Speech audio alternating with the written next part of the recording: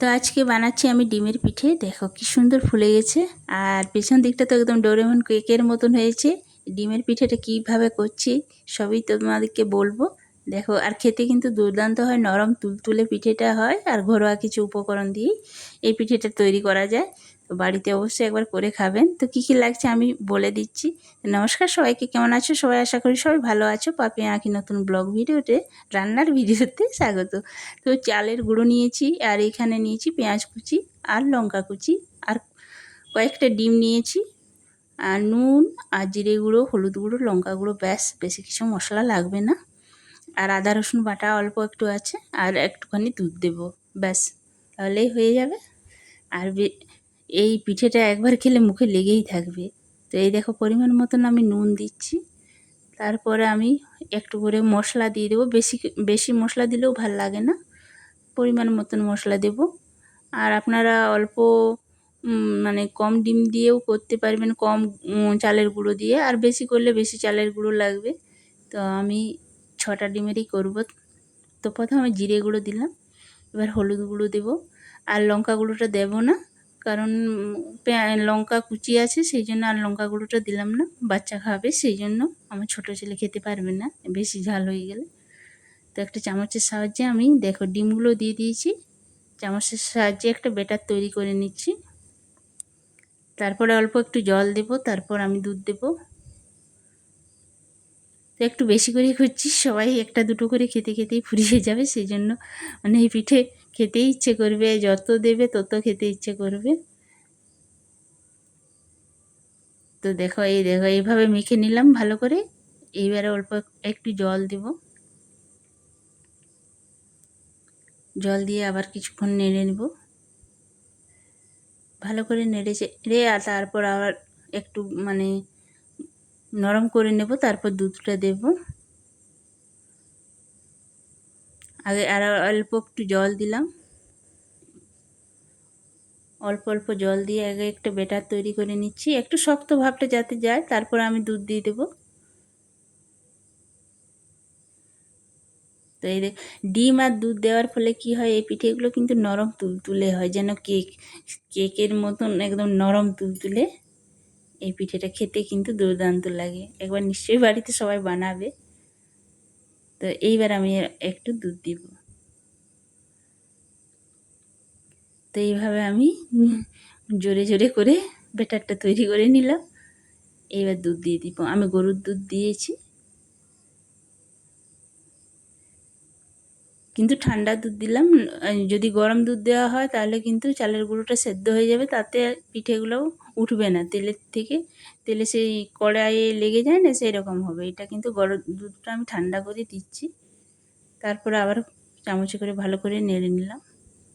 এই দেখো, দু ছেলে বসে বসে ভিডিও করছে, এই দেখো। তো ব্যাটারটা তৈরি করা হয়ে গেছে। আদা রসুন বাটাটা এখনও দেওয়া হয়নি, সাইডে আছে, ভুলে গেছি। এবার আদা রসুন বাটাটাও দিয়ে দেব, আর গরম মশলা। তারপরে আবার ভালো করে মাখাটাই হচ্ছে এই পিঠের মানে নরম হওয়ার যে গুণ, সেটাই ভালো করে মাখতে হবে। এবার আদা রসুনটা দিয়ে দিলাম, বেশি দিইনি, অল্প একটু দিলাম। এবার ভালো করে মিশিয়ে নেব, ভালো করে মিশিয়ে নিয়েছি। এইবার কড়াইটা মানে গ্যাসটা জ্বালিয়ে দিচ্ছি, কড়াইয়ে তেল দেওয়াই আছে, তো গ্যাসটা জ্বালানো নেই, জ্বালিয়ে দিলাম। তেল গরম হয়ে এসছে, এই দেখো, আমি হাত দিয়ে দেখে নিলাম। এইবার পিঠেগুলো একটা একটা করে আমি ছেঁকে নেব,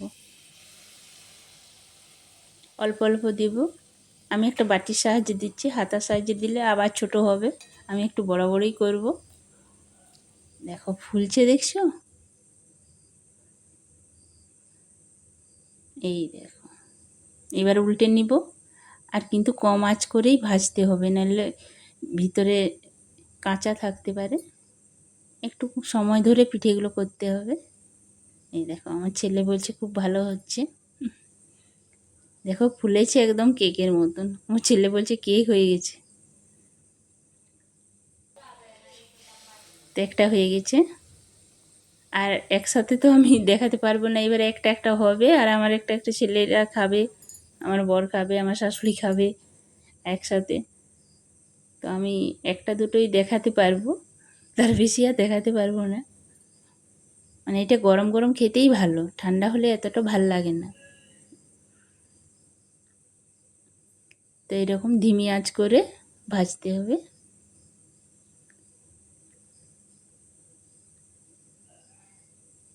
ইপিট উপিট করে আমি ভালো করে ভেজে নিলাম। এইবারে থালায় দিচ্ছি আর একটা একটা গায়েব হয়ে যাচ্ছে থালার থেকে। এই দেখো লাল লাল করে ভেজে নিয়েছি।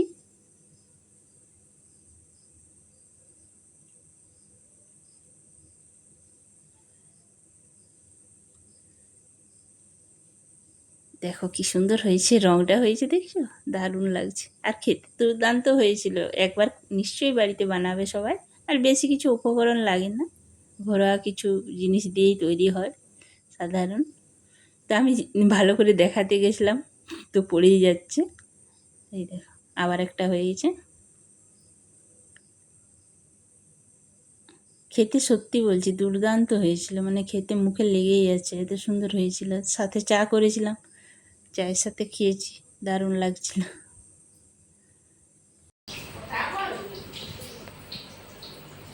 কেমন হচ্ছে? দারুণ দারুণ লাগছে। কই কেমন? ভালো হচ্ছে। দারুণ। হুম। তো আমি পিঠে বানানো হয়ে গেছে, আমি দুটো ভাগে পেয়েছি, গরম আছে প্রচুর, আর সব কিছু সব খাওয়া হয়ে গেছে সবার। তো আমি একসাথে অনেকগুলো পিঠে দেখাতে পারলাম না, বাচ্চার বাড়ি তো বুঝতেই পারছো, একটা একটা হচ্ছে আর একটা একটা খাওয়া হচ্ছে। তো আমি দুটো নিয়ে বসেছি, এবার আমি খাবো। তো প্রচুর গরম আছে, আমিও গরম গরম নিয়ে বসে গেছি। আর তোমাদেরকে একবার পিঠেটা ভেঙে দেখালাম যে ভিতরে কাঁচা আছে, দেখো কাঁচা নেই কিন্তু। একটু ধিমি আঁচ করে ভাজলেই কিন্তু অনেক, পাঁচ 5 মিনিট করে ভাজতে হবে ভালো করে, এপিট ওপিট করে, তাহলে কাঁচা থাকবে না। খেতে নরম তুলতুলে, আর খেতে তো দুর্দান্ত হয়েছিল। তো তোমরা একবার বাড়িতে অবশ্যই বানাবে আর কমেন্ট করে জানাবে কেমন হয়েছে। সবাই ভালো থেকো, আর ভালো লাগলে লাইক করো, কমেন্ট করো।